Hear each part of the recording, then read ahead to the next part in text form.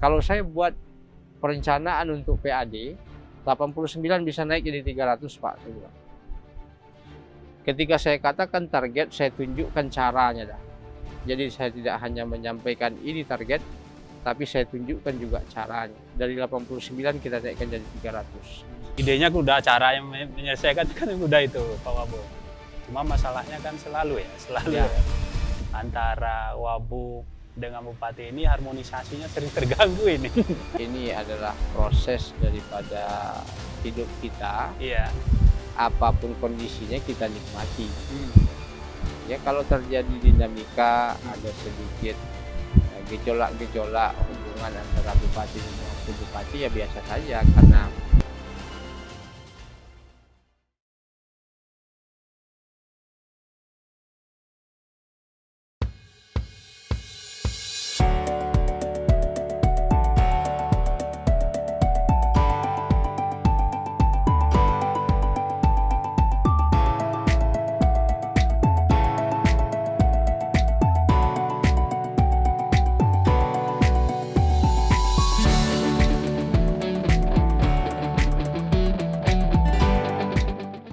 Oke, kerabat, kita lanjutkan perbincangan dengan Bapak Wakil Bupati Kabupaten 50 Kota.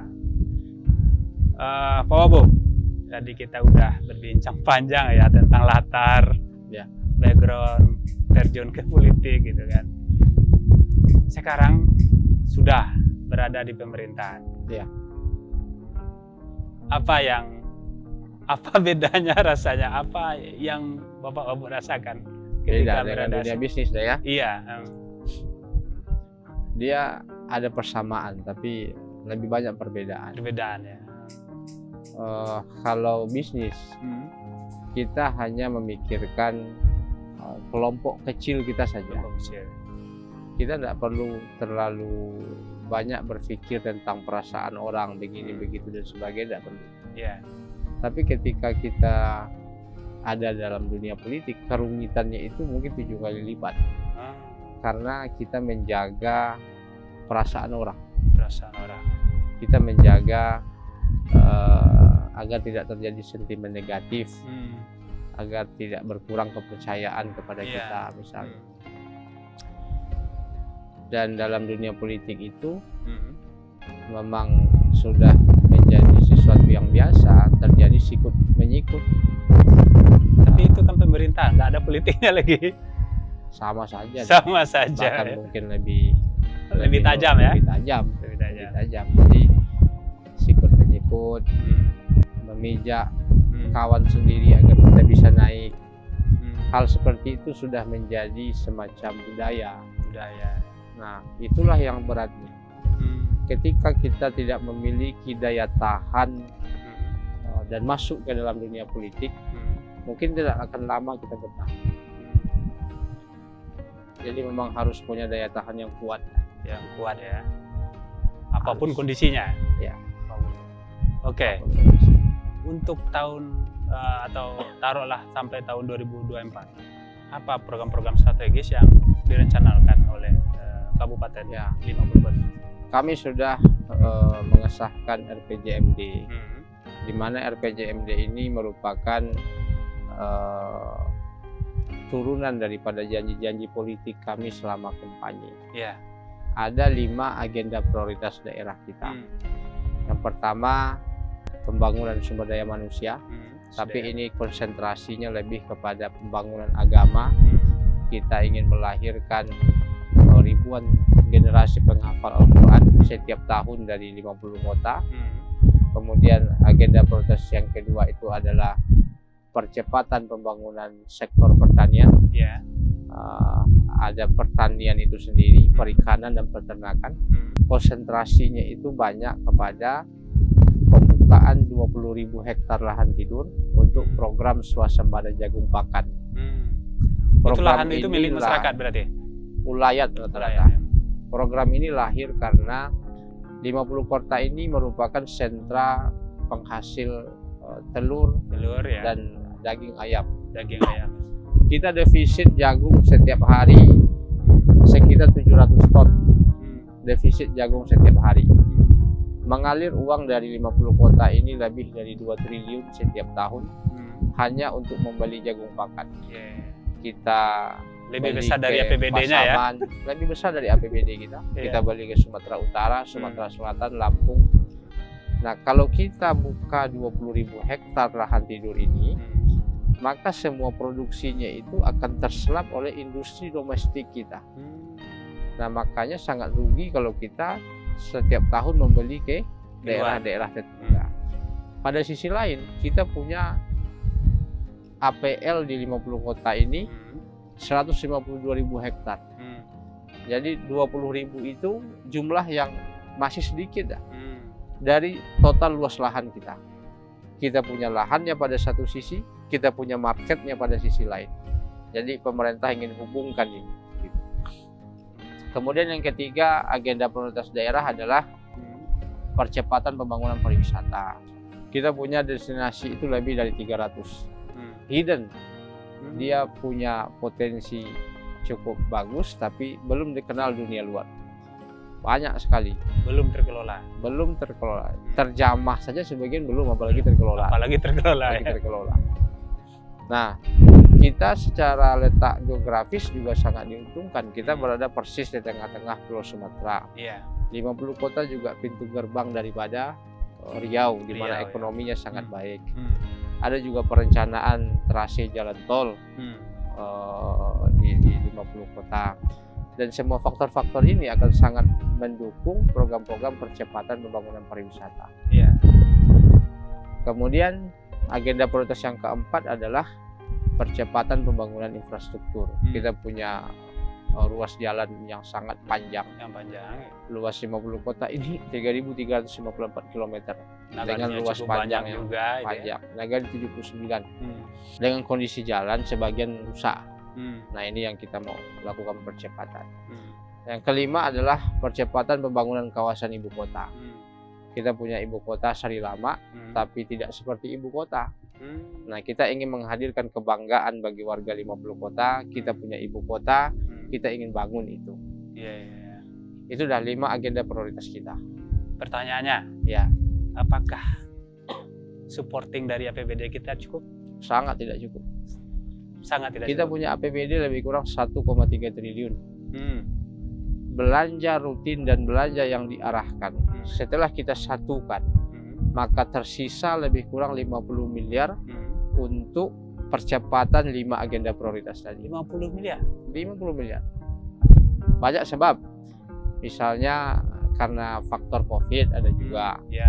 Karena faktor-faktor tidak bagusnya serapan anggaran di masa pemerintahan sebelumnya, sehingga ada dana alokasi kita yang terpotong, sehingga dana kita hanya tersisa sedikit untuk program percepatan ini. Apa yang dilakukan untuk supaya percepatan ini bisa dilakukan? Sebenarnya kita harus menghadirkan terobosan, kita harus menghadirkan inovasi, berpikir dengan cara yang tidak biasa. Tidak harus mensandarkan pembangunan itu melalui APBD saja. Kalau saya memiliki 2 pemikiran untuk kita bisa lakukan percepatan. Yang pertama adalah kita harus bekerja sungguh-sungguh untuk meningkatkan PAD kita. 50 kota ini potensi PAD-nya banyak, besar. Tapi realisasinya baru 89 miliar. Dan realisasi PAD kalau kita perhatikan dari beberapa pemerintahan sebelumnya, tidak ada kenaikan yang signifikan. Kenapa tidak ada kenaikan? Karena tidak ada perencanaan. Tidak akan mungkin ada eksekusi tanpa ada perencanaan. Saya pernah sampaikan kepada Badan Keuangan, karena yang mengelola PAD di 50 kota ini tidak OPD tersendiri, tapi tergabung ke dalam Badan Keuangan. Saya sampaikan, kalau saya buat perencanaan untuk PAD, 89 bisa naik jadi 300, Pak. Saya bilang. Ketika saya katakan target, saya tunjukkan caranya dah. Jadi saya tidak hanya menyampaikan ini target, tapi saya tunjukkan juga caranya. Dari 89 kita naikkan jadi 300. Kalau ada kenaikan PAD lebih dari 200 miliar, berarti agak lega lah kita bisa bernafas untuk melakukan percepatan pembangunan infrastruktur dan yang lain sebagainya. Nah, yang kedua adalah mendorong investasi skala besar. investasi skala besar.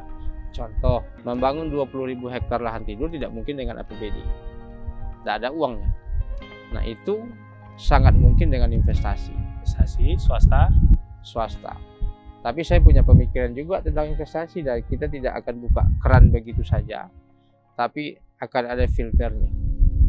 Kalau kami lebih mendorong investasi pengusaha lokal terlebih dahulu, kemudian kalau mereka tidak lagi mampu, kita dorong investasi keluar, tapi kita prioritaskan kepada perantau-perantau Minangkabau yang berhasil.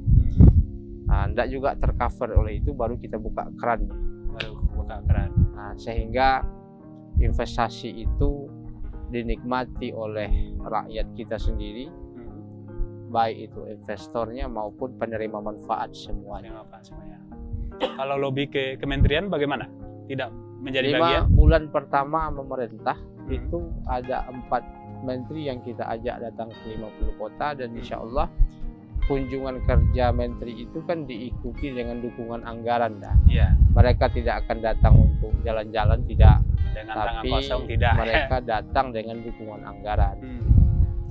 Insya Allah bulan ini kalau jadi, Wakil Menteri Pertanian juga sudah setuju hadir ke 50 kota untuk 2 agenda. Yang pertama, mendorong percepatan pembukaan 20.000 hektar lahan tidur.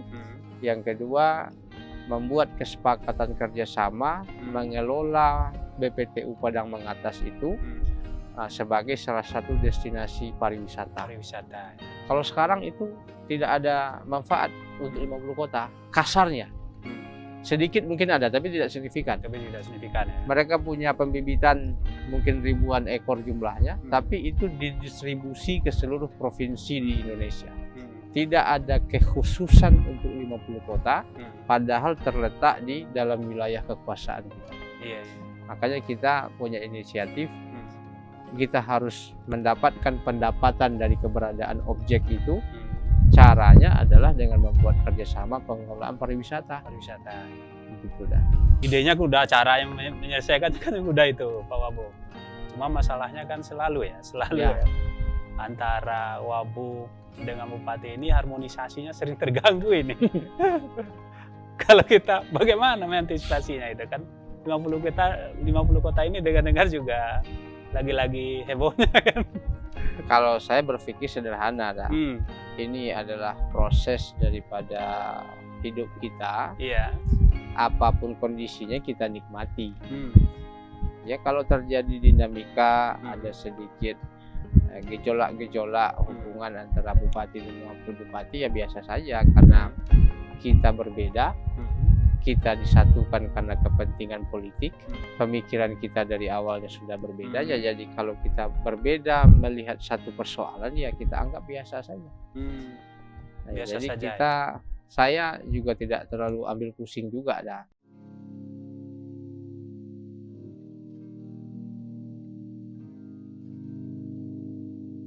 Oke, Pak Wabub. Dengan dinamika itu yang kemungkinan akan terus berjalan gitu kan. Apa yang bisa dilakukan supaya harmonisasinya tetap terjaga dan program-program strategis itu bisa berjalan?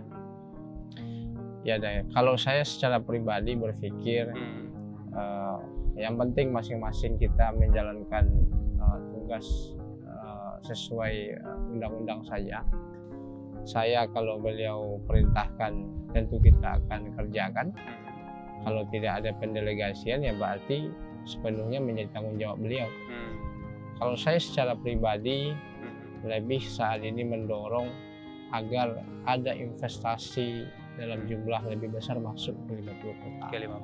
Misalnya potensi lahan tidur kita yang sangat luas ini bisa kita tawarkan kepada perantau-perantau kita.